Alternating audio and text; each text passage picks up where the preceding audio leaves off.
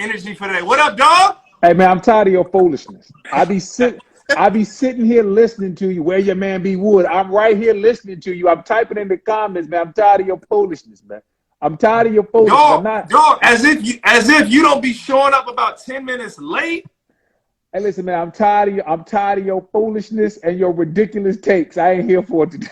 B Wood, what up? What up, Scoop? Nothing. Trying to make it happen. Hey, fellas. Since the last time we talked, B said the Lakers were in trouble.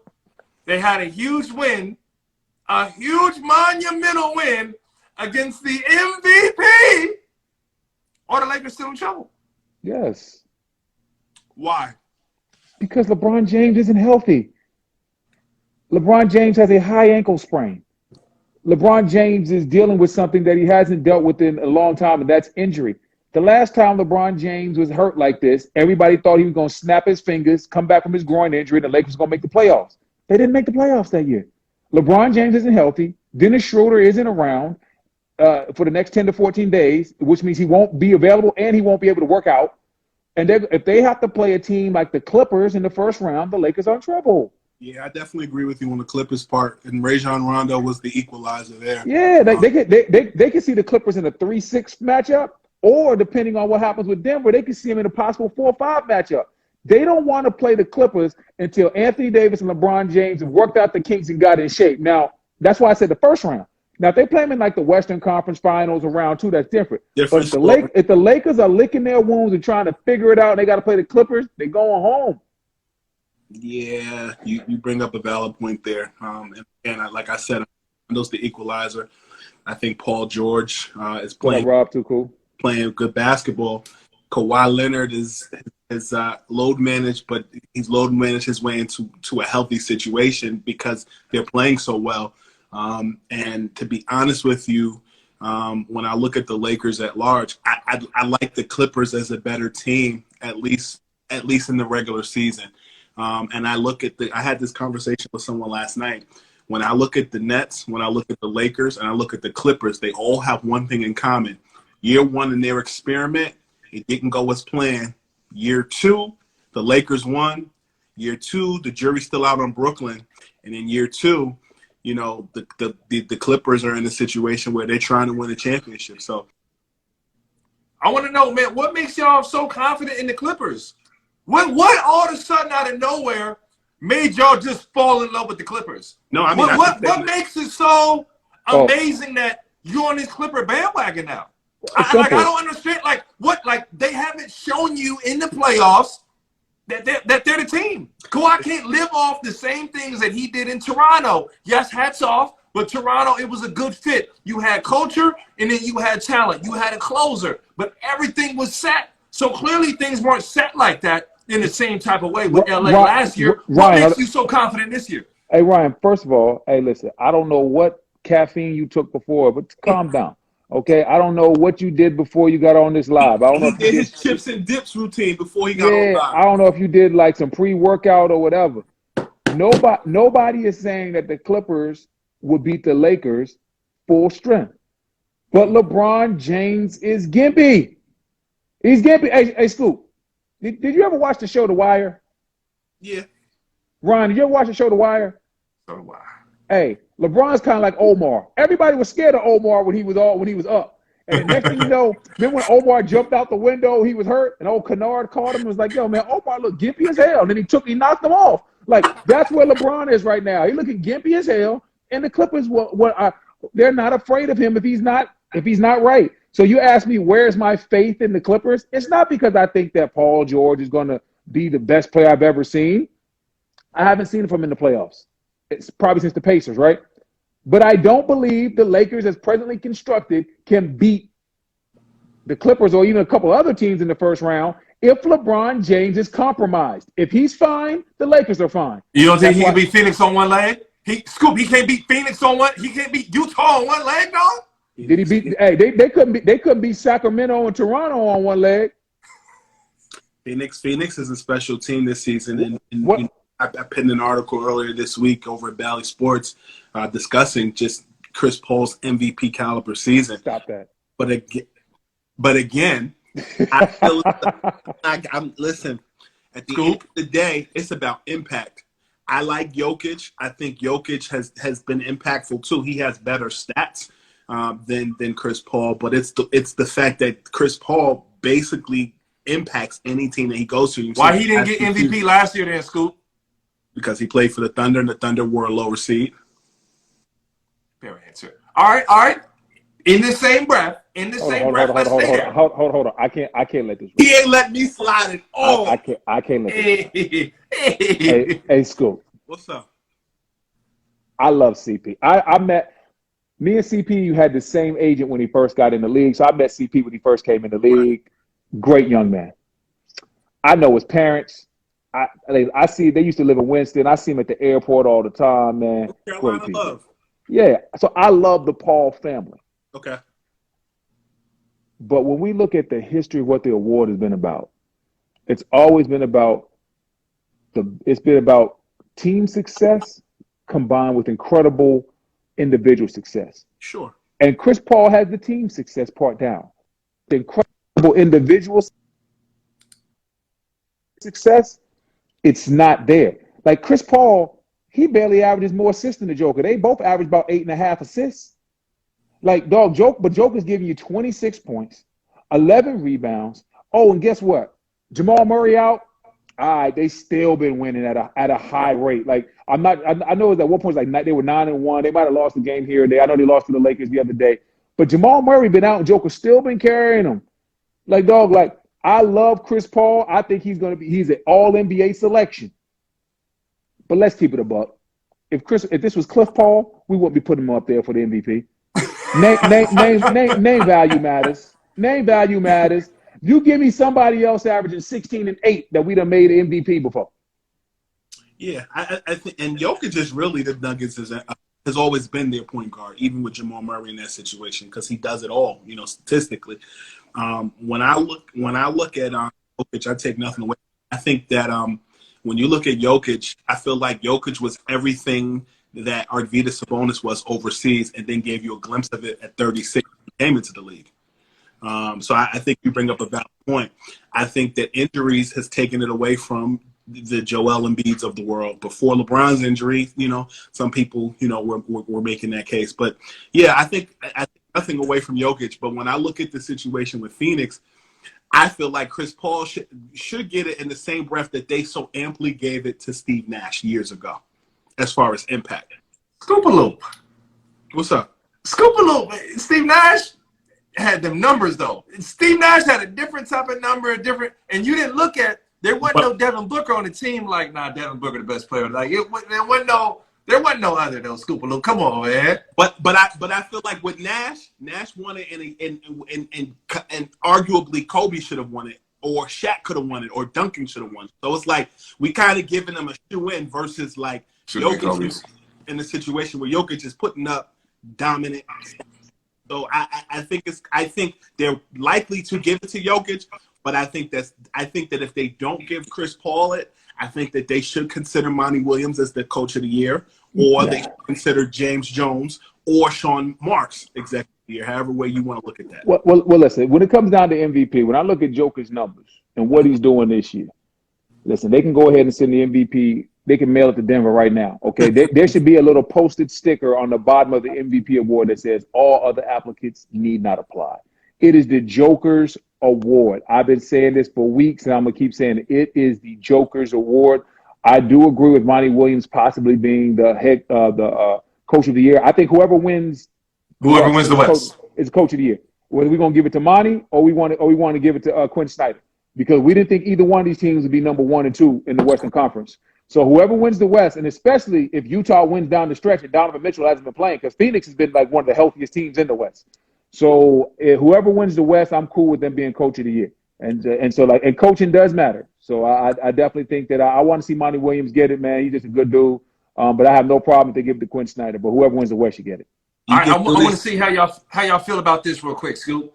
You got something, Scoop, before I ask this? Yeah.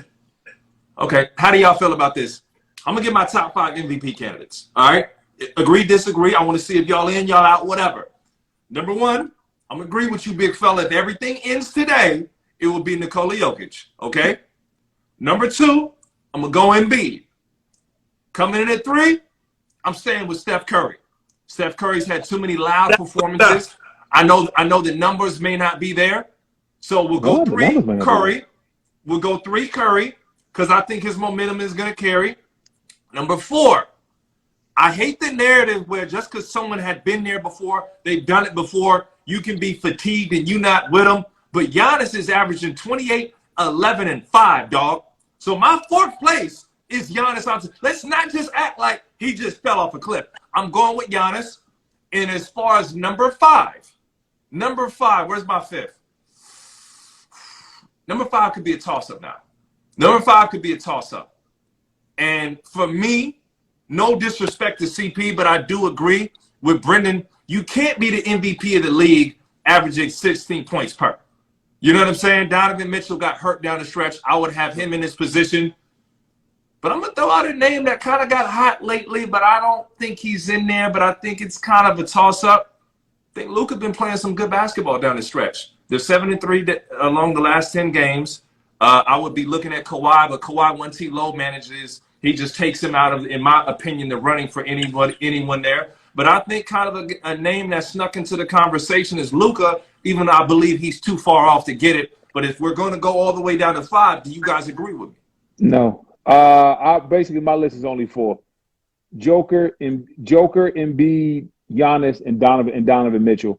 I don't have Chris Paul up there with those guys because, like I said, the stats aspect isn't there. I'm sorry, I love Steph. The stats are there. He's phenomenal. He's probably going to lead the league in scoring. I'm sorry, I'm not putting nobody in the MVP that's in 10th place, 9th, 10th, whatever place they're in. I'm sorry. And if they didn't create a play-in tournament, would we even be talking about Steph being an MVP? Because we couldn't give it to him if he was out of the playoff race, right? So, like, only because of the play-in tournament is he even being considered. His play has been stellar. Like I said, I believe Steph and Chris both deserve to be on possibly first or second team All-NBA. Or definitely get one of the 3 spots on All-NBA. I don't believe any of them is seriously in the MVP race.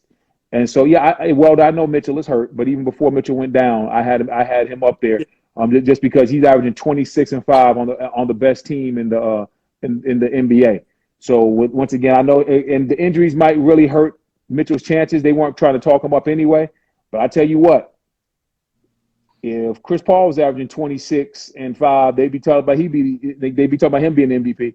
So we understand that name recognition matters. So for me, it's only really 4 guys, and with Mitchell being hurt, it's really only 3: Joker, Embiid, Giannis. And right now, you can go ahead and mail the trophy to Denver. It's the Joker's Award. Hey, Vince Carter style. It's over. It's over, ladies and gentlemen. It's over.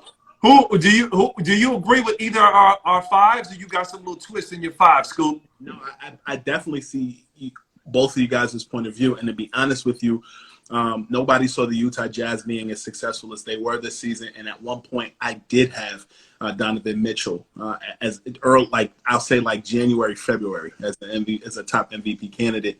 But if the season were to end today, Jokic has won the popularity contest in that regard. And to be honest with you, I feel the same way about Joel Embiid. Injuries will kind of dictate why he's not going to win it. So if it were to end today, I definitely would have Jokic 1. I probably would have Mitchell 2, Embiid 3. And Embiid, I want to have it 2, and I don't have him at 3 just because of games missed. Chris Paul at 4. I don't have Steph Curry at 5th because they're currently in 9th place in the Western Conference at 33. So in 5th place in my polling, I probably would look at I would look at 5 is tough now. I'm going to tell you something. You may be mad at me. I like Paul George at 5. Scoop, you got to explain that to me. Look like Brendan's Wi-Fi bugged out. We'll try to get him back. Paul George at 5. Talk to me with that. It's because I think people are still judging Paul George based upon the playoffs last year. But in addition to that, I've seen his development and his success under Ty Lue this season. I think he's being able to play a little bit more freely. He's starred in big games this season for them, but I think the stigma of people calling him regular season Pete is carrying over to this season, and I think that I think he's showing people, at least again in the regular season, why he's doing well, because it is a regular season award. He's not my top 3. He's definitely 5. But I don't agree with the Steph Curry stuff only because they're not a higher seed. If they were a higher seed, yeah. I think people still are going off the remnants of the fact that, he guided the Warriors to multiple NBA finals in the past, but, they're a 9th place team. I like Paul George. If I were to guard it, it would probably, or grade it, would be 5th. But I definitely think if the season were to end today, Jokic is probably going to run away with it, or as Brendan says, mail it to Denver now. Me and OG, we had a bit of a heated debate yesterday, and Coach Cherry hopped on. By the way, congratulations to Coach Cherry. I don't know if you've seen it. Redman, reposted one of his freestyles, and everybody went nuts over it. We know how talented he is. But we had quite a heated debate yesterday that popped up, and I want to know what side of you guys on it. Now, of late, you guys have brought it up. Actually, Robert Too Cool just brought it up in the chat. Russell Westbrook been flat out balling. He's going on to a 3rd year where he's averaged a triple-double. Chris Paul is showing us something that I don't want to say didn't think possible, but it's definitely a legacy-building year for him. Phoenix was number 1 in the league. They just dropped down to number 2. Utah overtook them. But I asked the other day because they're playing every other day. I asked you guys this. Of those two, who has had the better career? Now, keep in mind, Chris Paul has never made it to a conference finals. Never made it to a conference finals. Yes, he never has. played in the finals. Yes, he played in Houston. Yes, nope, he did. Was not the conference finals. Yes, it was. Nope. Pretty sure it wasn't. Yes, because we said that yesterday. Well, y'all do your research. Y'all, I do my research, man. Nah, they played that. Hold on, we'll pull it up. Dame and them played in the conference finals. It was the series before. Anyways, look that up. I'll look it up so we can confirm, because that's a big thing. I could have sworn if they won, they would have been playing LeBron James in the NBA Finals. 2018 Western Conference Finals was Warriors Rockets, and Chris Paul was on that team. Thank you. Okay. You gotta hire somebody to your stats department, man. Too many times. Listen, man, Keith let me say it yesterday. We catch you with fraudulent stats, dog. You be cooking. Hold on. Houston won it in 5. It was 5 games. What do you mean, Houston? Excuse me. Houston won it in 7. I'm sorry. Houston won what? You mean Golden State won? Excuse me. Yes, Golden State won. See, you over there looking through the same lens as Ryan. No, we got to make sure, though. We got to make sure. That's why we're here. But definitely they won in 7 because Chris Paul sat out Game 7. Yeah, he had the hamstring. He had the hamstring injury. I don't understand how you can forget that. Okay, so it was conference finals. Thank goodness. I was going to be very disappointed if it wasn't. Who would you give the better career nod to right now? I think that the easy nod is to look at CP, but I think you got to give some respect to Westbrook. Where you at? Is this a no-brainer, B, or do we need to put some more respect on Westbrook's name? It's a no-brainer. If you're saying who out the course of history had a better, if they're going to say who had a better career, not who you think is, not who you want to be better. Forget who we like. Who you like is out the window. Not whose style of play you like. Russ has done more. He's been to the NBA Finals before. He's been to the Western Conference Finals, even though he had KD, but he's been there. He's averaged a triple-double. He's won an MVP. He's won an MVP and averaged a triple-double for multiple seasons. He's made the triple-double common. Chris Paul's phenomenal. I would rather have Chris Paul probably run my team. If somebody said, hey, dog, you got to pick a point guard because I like Chris Paul's basketball savvy, right? Mm-hmm. But if I simply just say who is more accomplished, it's really not close. MVP is like a trump card. MVP is like the big joker, like, bam, I'm the MVP. What do you got? I don't know. I ain't got nothing to go against that. It's like Russ versus Chris Paul. Their style of play is different. I know people get frustrated by Russ's first side jumpers, but that's not the debate. If it is who is more accomplished in their career, it's Russ. I'm gonna give you this scoop before you go. So this is Russ. MVP 2017, 9-time All-Star, 2-time All-Star Game MVP for what that's worth, 2-time All-NBA first team, 5-time second team, 2-time third team, 2-time NBA scoring champion. I didn't know that. 2015, 2017, he was a scoring champion, 2-time assist leader, All-Rookie first team. That's Westbrook. Now this is CP. 11-time All-Star, no MVPs, NBA All-Star Game MVP in 2013, 4-time NBA All-First Team, 4-time second team, 1-time third team, 7-time All-Defensive First Team, which may be a nod, and 2-time Defensive Second Team, NBA Rookie of the Year, NBA Rookie All-First Team, 4 times led the NBA in assists, 6-time NBA Steals leader. Scoop, where are you going with this? Russell, but I'm gonna add this. If Chris Paul hypothetically were to win a championship this year, he trumps Russell. Yeah. Oh yeah. But let me ask you a question. If you were to add Rondo and those 3, do you automatically take him because he has 3 championships? No. Rondo's tough because, and B, you can add on this. Rondo didn't go after the individual. Rondo got 3 championships, or just got 2? I think it's 3, probably 2 with Boston because he was there for everything, or maybe just 1 with Boston. I don't know. Only won 1 championship. Only 1 with Boston, so it's only 2 championships. Yeah. Boston only won 1 Yes, championship. last And year, then he won Lakers with the Lakers. Yeah. Rondo didn't give you. Scoop, man, stop hanging with Ryan cooking the books, man. I'm gonna tell you what. I didn't say 3. He said 3. As he I said was 3, yo. Rondo, I was thinking Sam Cassell because people forget Sam Cassell. Yeah. Rondo has 2, and Cassell was Rondo's backup in Boston. Yeah. So but, yes, Rondo never went after the individual accolades. You know, he had some injury problems. It wasn't really his deal. So, you know, when I played with Rondo. Here we go, the Rondo protector. No, here's the truth. After we played. Rondo security guard. No.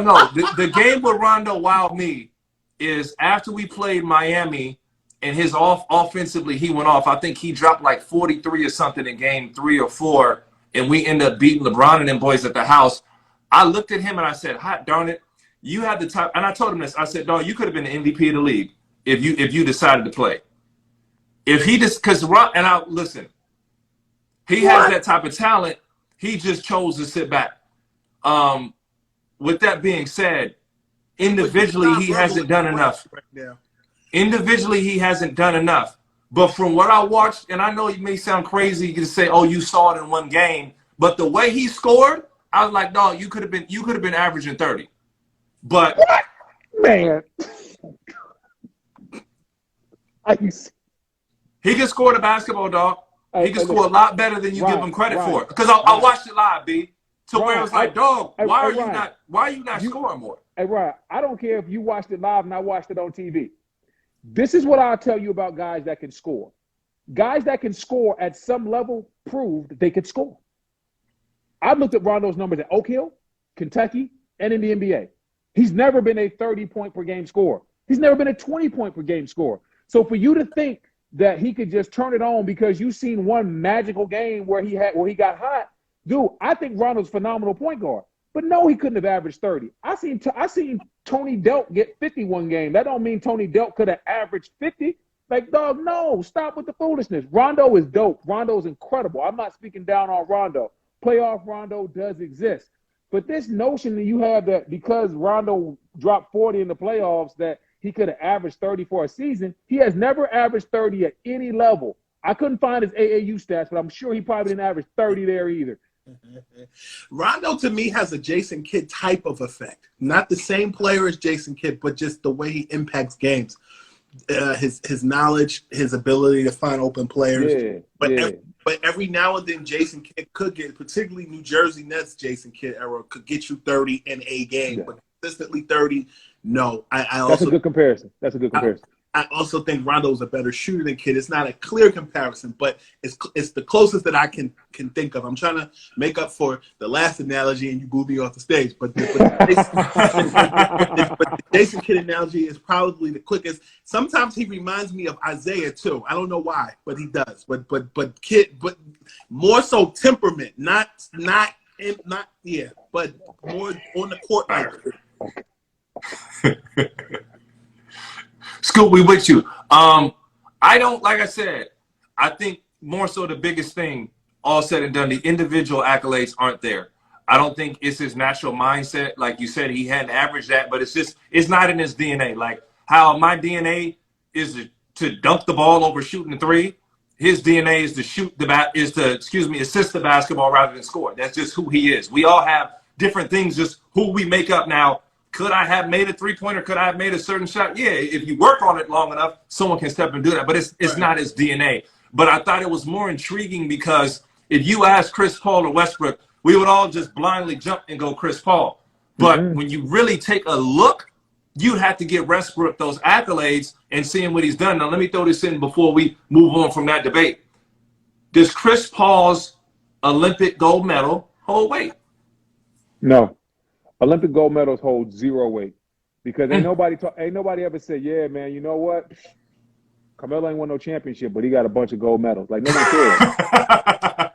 Like, though, you basically playing on an all-star team.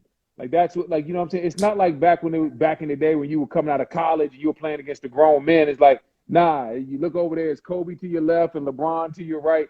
Nobody cares. Like, nobody ever says, hey, man, that guy didn't win a championship, but he got 3 Olympic golds, and that's worth more. That's just not the space that we're in. You know what I'm saying? It don't matter. So, like, your Olympic gold, it's dope that these guys want to do this for their country, and they want to continue to have the United States be the standard for what basketball is. But as far as getting basketball recognition for your gold medals, nah. It's all about the rings and things that I'm about. Bring them out. If you ain't got them rings, they're gonna knock you down a peg. Yeah, I agree with you. I think Melo is probably next to Michael Jordan as it relates to best U.S. Olympic team players, but that's a separate conversation, and it holds weight. But I also think it holds weight when you're voting in Naismith Hall of Famers. But we're talking about NBA.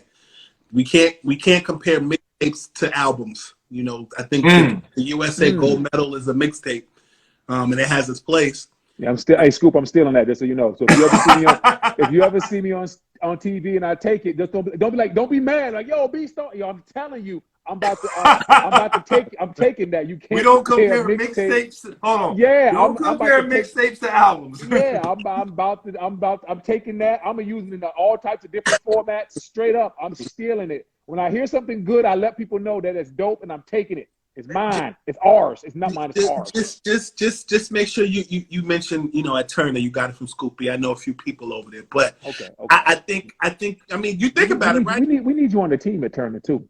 You know what I'm saying? Tara August, shout out to Tara August. Yeah, Tara August. They be watching. Tara, get my man Scoop and my man Ryan.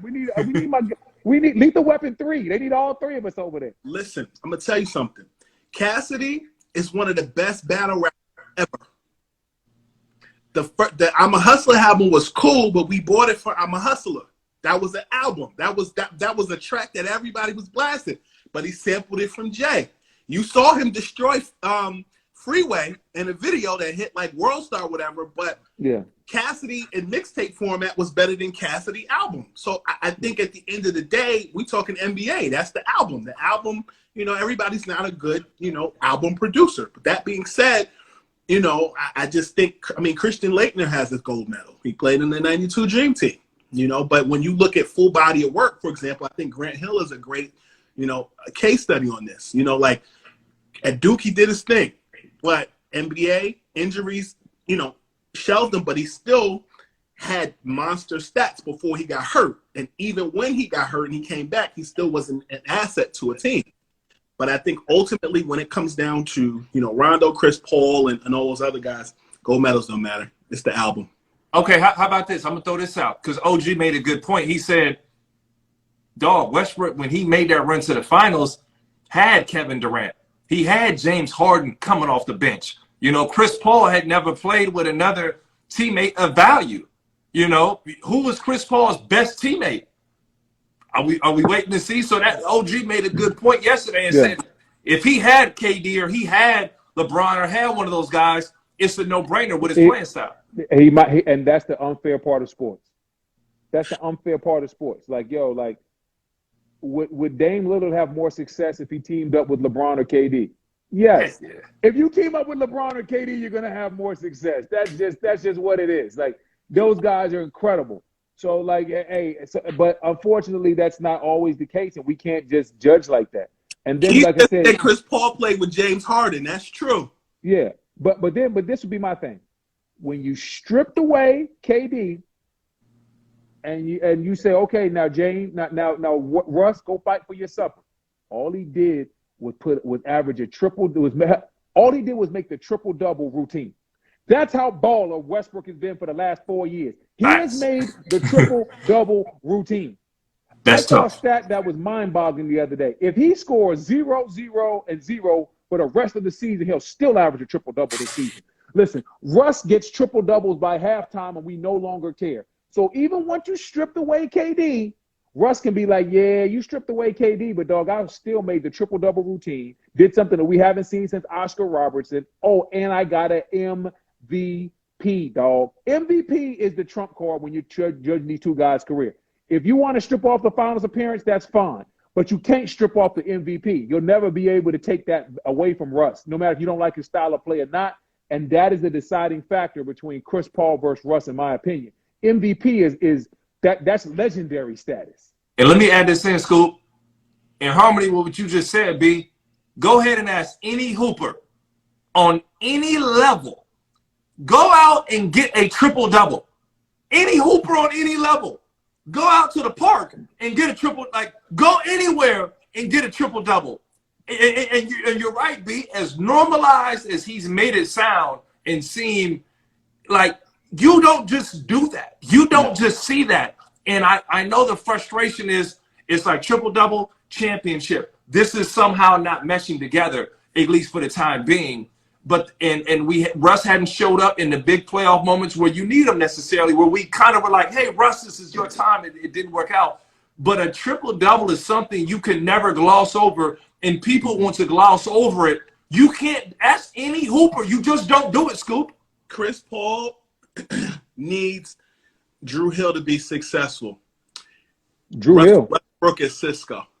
Oh. Okay.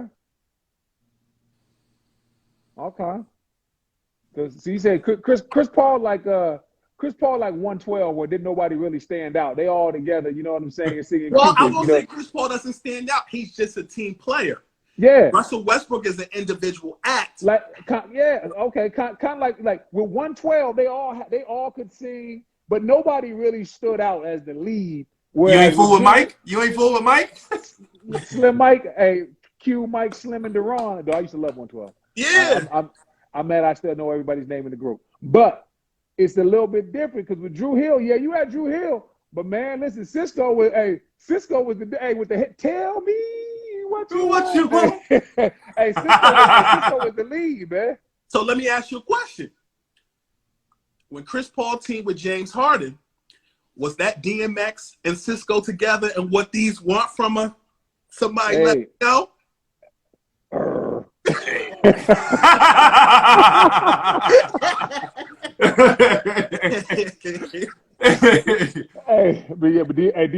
DMX started beefing with Cisco and got Cisco traded. Yeah. Hey, he had to find out who had more pull there. Anyways, good stuff there, guys. Let's get to Big Man Bias Scoop if you got some time real quick. Let me shout out these badges. Robert Too Cool, appreciate you, baby. And Ange B, the day one killers, the first lady of the chat. Make sure you like, follow, support. Give us your questions, your comments, concerns. Throw them in. Me, Scoop, and Brendan are here to answer whatever you guys got. The show is handed over to you, ladies and gentlemen. Uh-oh. If y'all don't have no question, you know how we do. We get up out of here on you real quick. We get up out of here, y'all. Hey, listen, I got a 1-year-old that be clamoring for my attention. CP3 was DMX in 2018 against the Warriors. Yo. All right, y'all ain't got no question. We get up. We get up out of here. You ain't got no questions. Scoop took us back. No questions? All right. Hey, going once. Hey, we had a heck of a debate, fellas. We don't mind ending it on. Okay, where will Aaron Rodgers go? I think he's going to stay in Green Bay. Either he stays in Green Bay or he goes to Denver. Denver is the only place that makes sense to me right now. Like, there's a lot of quarterbacks taken in this draft. So there's a lot of places that needed quarterbacks before that no longer need quarterbacks. And to get Aaron Rodgers, you're going to have to give up like 3 firsts and a player. Denver can do that. They can give up multiple firsts, Patrick Surtain, Drew Lock, and get Aaron Rodgers in there with that young core. Like, you're talking about Noah Fant, you're talking about Jerry Jeudy, you're talking about Sutton coming back from his ACL. They got Melvin Gordon. They just drafted by UNC alumni Javonte Williams. He's a beast. Hey, Javonte Williams is the next Nick Chubb. Ryan, I'm giving you that one. I'm giving you that one for free so you can do better in fantasy football this year, okay? Javonte Williams is a sleeper. He's the next Nick Chubb. You heard it here first. But I think that Denver is the only spot that makes sense because if he goes somewhere like the Raiders, like, you leave Green Bay for the Raiders for what? That defense is atrocious. You're not beating Patrick Mahomes with that defense. You might as well just stay where you at. You're gonna be in the same division as Patrick Mahomes with the Raiders defense. And listen, and the numbers on John Gruden on the low been stealing straight up. When it comes down to his playoff appearances, the last 7 years he's been the head coach, it ain't good. So yeah. Thoughts on Tim Tebow coming back and Anderson Varejao back to the Cavs? Oh, I didn't see that. He's playing that Adonis Haslam role if he's back on the Cavs. Shout out Andy. Love that dude. Right Andy came back. I don't know why Andy came back. Like, if I'm coming back, man, I ain't coming back to the Cavs. But yeah, it's Andy's back doing that. But listen, Varejao still doing it. Varejao got to be about 40 now. So man, the fact that he's still being able to get out there and play, man, my knees won't even function right now if I try to get out there on the court like that, man. So I ain't hating on nobody that can still get out there and play NBA level basketball. I like that move though if it did happen, just because you need a veteran badly in that Cavaliers locker room. You know, they need some type of veteran leadership. If anything, give someone for Kevin Love to talk to, man. Kevin Love probably so lonely in there with all them young boys. You know, he kept losing his mind, man. But you know, that be part of the problem, man. When you if you're an older guy that's not playing, you got to be like Haslam, where the young boys respect that you'll still whip their ass, so they respect you. You know what I'm saying? Like them young boys in Miami know. Listen, I disrespect Haslam. I might not be able to go to no clubs. You won't be able to go out in the street. Haslam is the boss down there. All right. They say it's Wade County, but Haslam he's second in command around there. From there. Exactly. He's from there. He's good in any hood, straight up. But what I'm getting back to my point, if you're not that type of vet. If you're not a vet that can play a little bit still, these young boys ain't gonna really respect you, man.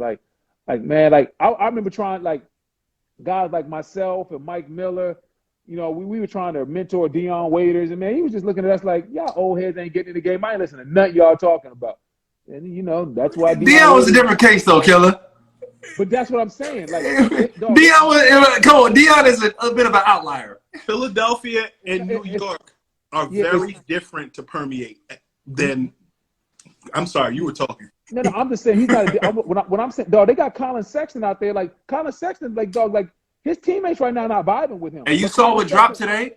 That they were told by the front office to encourage him and be like, dog. What I'm saying is Colin Sexton wasn't listening to Channing Frye and them boys. He's looking at them like, yo, y'all dudes washed up. I ain't listening to y'all. He wasn't. And so when you got a guy that thinks he can do it and is hard-headed, and there's a vet that's not really playing, sometimes that good advice that those vets have go on deaf ears. So you telling me unless if you can't play, he got to know you could whoop him, you know? Yeah, I'm saying right now, Cleveland needs a vet that can go out there and give good advice and play 15 minutes a night. Who's the biggest NBA gangster from Cleveland? Pretty much, that's what we need to know. Charles Oakley. Charles Oakley, facts. Charles Oakley, and it's not debated. Charles Oakley like the boogeyman. Oakley, suit up. Suit up, Oak. Charles Oakley in his 50s, and people still looking at him like, I don't know if I want that smoke.